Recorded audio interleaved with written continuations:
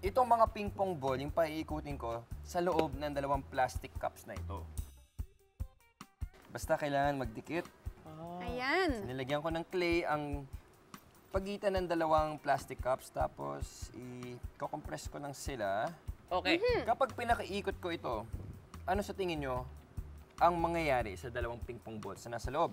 Ikaw, Rod. Sa akin, sa palagay ko walang mangyayari. Parang di naman sila iikot kasi wala naman tong gulong or something para umikot siya sa baso. Walang gulong or something. Ikaw? Yeah. Sa akin naman, I think iikot siya pero hindi maghihiwalay yung balls?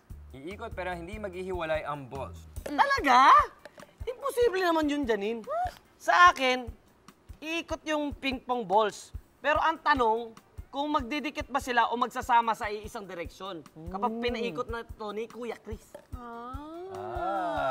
Yun, oh, yun yung gusto ko. Nag-iisip, nagtatanong pa. Wow. Very curious ang kaisipan ni Kuya James. Siyempre. Oh, ngayon, ready na ba kayo malaman kung ano ba talaga ang mangyayari sa dalawang ping-pong balls na ito kapag inikot ko siya ng ganun? Yes! Okay?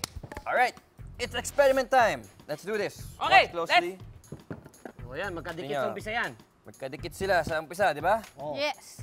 Okay, ngayon, kapag spin ko sila, Wow! Ang galing nun dahil yan ang centrifugal force. By definition, centrifugal force is the apparent force equal and opposite to the centripetal force, drawing and rotating a body away from the center of rotation, caused by the inertia of the body. Ang pag-ikot natin sa plastic cups ang nagsilbing inertia. Ito ang dahilan para magkaroon ng opposite force sa loob ng plastic cups. Kaya pumupunta rin sa opposite direction ang dalawang bola. Pero kapag huminto and at rest na ang plastic cup, babalik naman sa gitna ang dalawang bola o magdidikit na sila. Ito ay dahil wala ng puwersa o centrifugal force na nagpapahiwalay sa kanila.